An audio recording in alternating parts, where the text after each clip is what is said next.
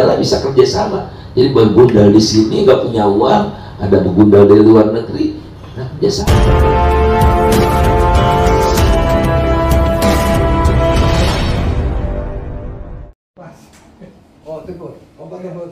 Pemegang saham Bank Centris Internasional, Andri Teja Dharma menyampaikan, jika pihaknya tidak pernah menerima dana bantuan likuidasi Bank Indonesia, BLBI. Andri menyebut bahwa pihaknya hanya melakukan perjanjian jual beli promes dengan jaminan tertentu. Menurutnya, Bank Centris tidak termasuk dalam daftar audit BPK tentang PKPS, penyelesaian kewajiban pemegang saham, atau pihak yang menandatangani akta pengakuan utang. Tak hanya itu, uang yang tertera dalam perjanjian jual beli promes juga diklaim tidak pernah cair ke Bank Centris. Diduga ada pihak yang memalsukan rekening Bank Centris tersebut. Betapa proses hukum itu lama sekali ya, 26 tahun tidak ada kepastian hukum. Bang Andre dan keluarganya juga barangkali dicekal, nggak bisa keluar negeri gitu ya. Apa urusannya ini? Jadi kita tidak ingin hal-hal seperti ini berulang kembali, agar betul-betul orang yang tinggal di Indonesia, orang Indonesia yang tinggal di Indonesia, orang asing yang datang ke Indonesia merasa nyaman, penuh kepastian. Jadi investasi juga banyak dan berkualitas, menciptakan lapangan kerja ya. Jangan investornya judi online, ojol online, kayak gitu ya, nggak menciptakan lapangan kerja tapi menyengsarakan kerja gitu, menyengsarakan rakyat.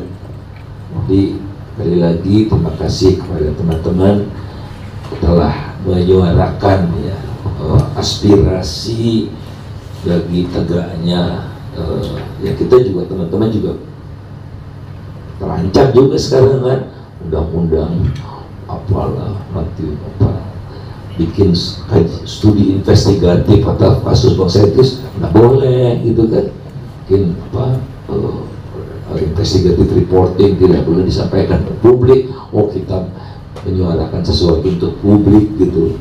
Jadi sungguh ini menurut saya sih ya keterancaman buat kita semua gitu ya. Kali ini Bang Andre, tapi lain kali besok mungkin kita, saudara kita, kerabat kita, karena tidak ada kepastian hukum ini. Sungguh ini yang kita harapkan menjadi prioritas utama. Nah, terakhir saya anggota apa ya,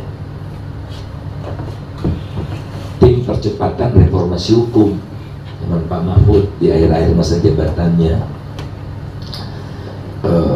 Saya di Pokjanya sumber daya alam dan agraria gitu. Ada 4 Pokjanya, ada apa, penegakan reformasi peradilan, korupsi gitu-gitu ya. Saya di SDA, tapi kan saya mengikuti semua. Nah, beberapa lama sebelum pemilu itu, tim itu telah menyelesaikan tugas dan melaporkan, menyerahkan laporannya langsung ke Pak Jokowi. Saya tidak hadir karena waktu itu ada tugas yang bersamaan di Mabes Polri gitu. Nah, kawan-kawan melapor ke kita yang tidak hadir gitu, apa respons Pak Jokowi setelah diserahkan oleh profesor yang senior gitu, ada Profesor Naria, guru besar pertanahan, Prof. Susi juga dari Unpad dan macam-macam itu. Nah, yang surprisingly itu Pak Jokowi dalam sambutannya mengatakan, saya mohon maaf, kata Pak Jokowi, memang saya akui 9 tahun terakhir saya sebagai presiden, saya sama sekali tidak menyentuh persoalan hukum ini. Kaget, shock orang istana juga, sehingga orang istana itu meminta kepada teman-teman yang hadir untuk tidak membocorkannya omongan Pak Jokowi itu ke media. Saya mau bodo amat, masa gitu aja nggak boleh gitu. Nah kalau menurut saya lebih parah dari itu yang dilakukan oleh Jokowi, bukan tidak memperhatikan. Kalau dia tidak mengutik-utik hukum, ya status quo gitu kan. Yang dilakukan Jokowi adalah mengobrak-abrik, merusak hukum untuk kepentingan kekuasaan. Makasih. Ya, makasih Pak Faisal, Bang Faisal. Saya sudah 2 kali mencoba menghubungi Ketua Satgas itu Dirjen Kekayaan Negara Pak Rional, tapi beliau tidak respon. Saya coba jelaskan kenapa sih tidak dipanggil, kenapa sih kita tidak mau dengarkan orang yang diculik. Kita menjabat ini, saya bilang sementara, besok juga Anda akan turun. Saya sampai begitu, tapi tidak juga langsung terus menyita, dan terakhir mau menyita melelang yang di Bali. Saya komunikasi ke Pak Menko Polhukam, saya bilang aset orang yang tidak ada hubungan BLBI mau dilelang. Saya jelaskan, saya coba, katanya Pak, saya coba hubungi ke Bali, saya nggak tahu, tapi yang jelas lelangnya itu batal. Tapi saya coba komunikasi lagi, coba diselesaikan persoalan ini dengan baik, saya bilang, di antara anak-anak negeri. Beliau ya ada pernah respon, kemudian terakhir tidak respon. Saya nggak tahu kenapa. Apa ada kekuatan lain ya yang membatasi beliau untuk berbicara atau gimana? Yang jelas kami semua jalan sudah ditempuh. Bagi kami ini kebuntuan hukum bagi kami, karena kami sudah mentok kemana-mana. Jalur formal sudah, jalur informal sudah. Betul-betul menjadi orang yang teraniaya di negeri kita yang katanya negeri hukum, tapi teraniaya secara hukum. Nah ini yang tidak boleh terjadi. Wartawan ada kewajiban, media ada kewajiban menyampaikan ke publik, tidak boleh ada terjadi pengalihan soal dengan menginjak-injak hukum. Ini fatal, dan ini bisa terjadi kepada siapapun. Kalau kesempatan ini, kalau ada pertanyaan baru kita detailkan ya. Ini secara umum dulu. Saya kira gitu. Mungkin Pak Faisal mau nambahkan. Silakan. Terima kasih Pak Basuki, Bang Andre, dan teman-teman semua. Jadi jelas salah kaprah tadi. Satgas BLBI adalah suatu satuan tugas yang dibentuk oleh pemerintah untuk memburu aset-aset obligor yang menerima BLBI. Bang Sentris nggak pernah menerima BLBI. Rencana yang mau diterima adalah promes itu tadi yang ada ada jaminannya jelas. Jadi tidak ada urusannya dengan BLBI. Kok Satgas BLBI ngurusin ini? Tuh jelas tuh tadi Pak Marzuki katakan. Ya. Dan dalam kehidupan seperti saya katakan tadi, dalam kehidupan ini harus berbasis hukum. Nah, kalau pemerintah punya goodwill ingin menegakkan aturan dan mencari siapa yang salah, Bang Andre tidak mau cari siapa yang salah apa segala macam ya, tapi harusnya kan suatu task force itu dibentuk dengan background yang jelas, duduk perkaranya seperti apa gitu. Ini duduk perkaranya aja nggak ada yang duduk gitu, perkaranya nggak ada yang duduk, masih berkeliaran di mana-mana. Dan di peradilan sudah dibuktikan bahwa Bang Sentris tidak terima 1 sen pun,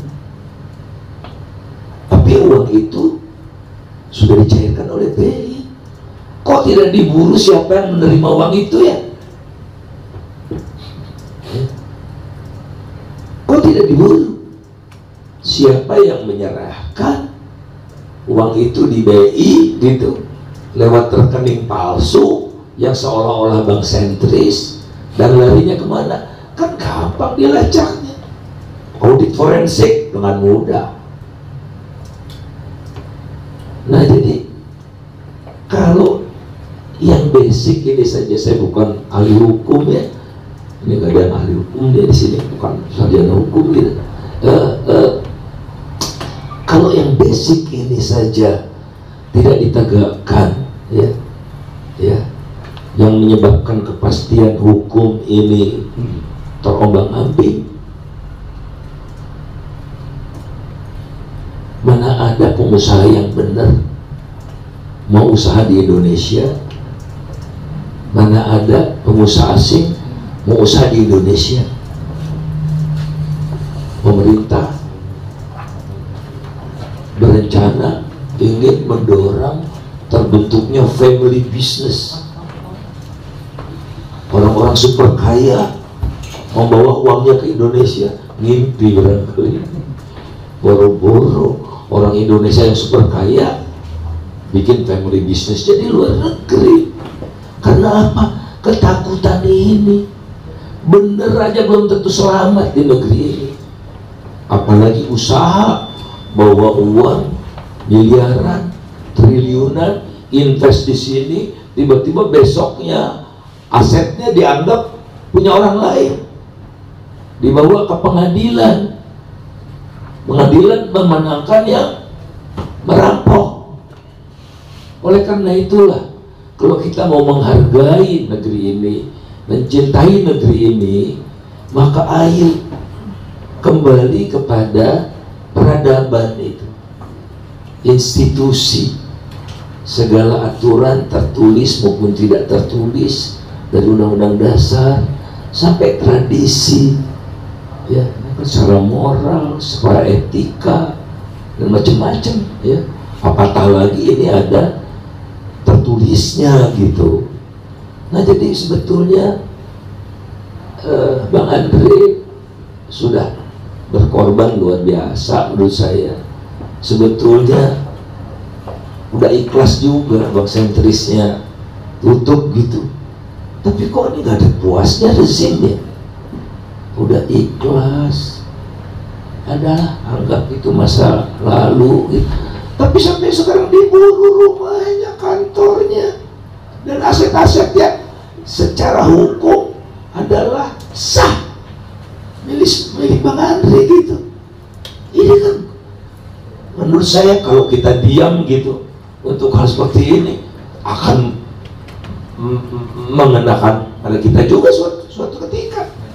Bentar lagi istri kita diaduin istri orang lain katanya, kacau kasarnya gitu ya, karena semua ini katanya buku nikah saya palsu gitu, seperti itu. Tanah-tanah itu ada satu tanah 7 sertifikat. Masa negeri macam apa? Nah kita harus bereskan ini supaya betul-betul kalau apa yang Bang Andre alami ini tidak tuntas, ya percayalah, ada si investor datang tapi begundal yang datang, ya begundal juga. Karena kalau hanya begundal dengan begundal lah bisa kerjasama. Jadi begundal di sini nggak punya uang, ada begundal dari luar negeri, nah kerjasama. Jadi negeri begundal namanya. Kita tidak rela. Jadi perjuangan Bang Andre sebetulnya bukan hanya untuk pribadi Bang Andre ya, tapi ya untuk ayo kita berjuang agar bangsa ini berkeadaban, yang berkeadaban tinggi gitu ya, good society, masyarakatnya good society gitu. Ya, sesuai dengan aturan yang kita buat sendiri. Nah di era Pak Jokowi kian hari